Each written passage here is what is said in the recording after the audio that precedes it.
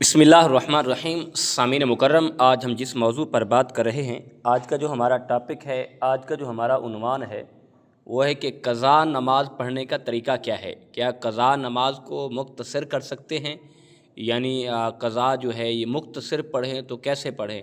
तो आज इस बारे हम आपको आगाह करने जा रहे हैं, आज आपको बताने जा रहे हैं। इंशाअल्लाह अज़ीज़ अगर आप सुनेंगे तो इसका आपको बहुत बड़ा फ़ायदा होगा।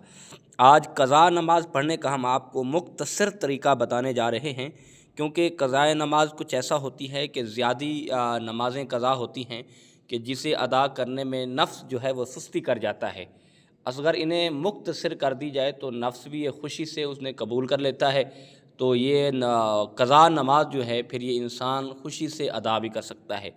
तो आते हैं इस मसले की तरफ। वो ऐसा है कि क़ज़ा नमाज जब हमने पढ़नी है, क़ज़ा को अदा करना है हमने, तो उसमें यही है कि हम जैसे ही तकबीर उला यानी अल्लाहु अकबर कह के हाथ बांधें, हाथ बांधने के बाद हम सना भी छोड़ दें और अऊज़ु बिल्लाहि मिनश्शैतानिर रजीम बिस्मिल्लाह भी छोड़ दें, और इसके बाद डायरेक्ट जो है हम सूरत फ़ातिहा से शुरू कर लें, यानी सूरत फ़ातिहा पढ़ें और फिर आगे जो सूरत है वो मिला लें।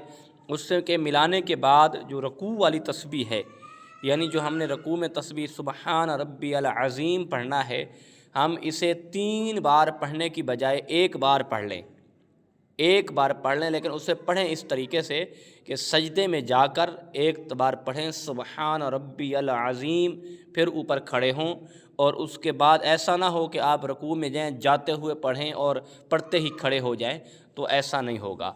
और रकू में जाकर बिल्कुल रिलैक्स होकर 1 बार पढ़ें सुबहान रब्बियल अज़ीम, फिर उसके बाद खड़े हो जाएं समी अल्लाहु लिमन हमिदा, और फिर यानी उसके बाद जब सजदे में जाएं तो सजदे में भी यही करें कि आप 3 तस्बीहात पढ़ने की बजाय सुबहान रब्बियल आला 3 बार पढ़ने की बजाय 1 बार पढ़ लें।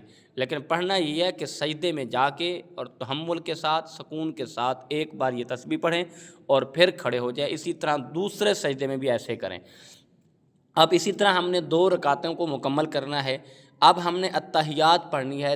अत्तहियात पढ़ के जब हम तीसरी रकात के लिए खड़े होंगे तो उसमें भी यही है। उलमाए कराम फ़ुक़हाए कराम फरमाते हैं कि अगर आप सूरत फ़ातिहा पढ़ने की बजाय 3 बार सुबहान अल्लाह पढ़ लें तो फिर भी आपकी ये नमाज हो जाएगी। और उसके बाद जब अत्तहियात पर बैठेंगे 4 रकातें पढ़कर, वो तो आगे हम आपको ये बता दिया है हमने मुख्तसर करके, ये और रकू वाली तस्बीह भी और सजदे वाली तस्बीह भी, अत्तहियात भी और रकातें भी हमने आपको बता दी हैं।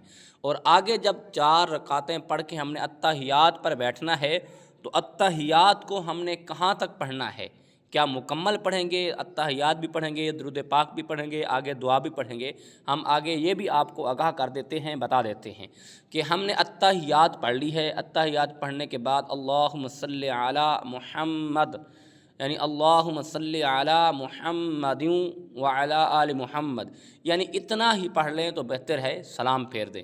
आगे जो है दुरूद पाक मुकम्मल वो भी ना पढ़ें बेशक, और उसके बाद आगे जो दुआ है वो भी बेशक ना पढ़ें, और यहाँ आप सलाम फेर दें। अगर इस तरह भी नमाज क़ज़ा जो है आप अदा करना चाहें तो इसमें यही फ़ायदा है कि आपका जो नफ्स है ये मुख्तसर इस नमाज को खुशी से कबूल कर लेता है।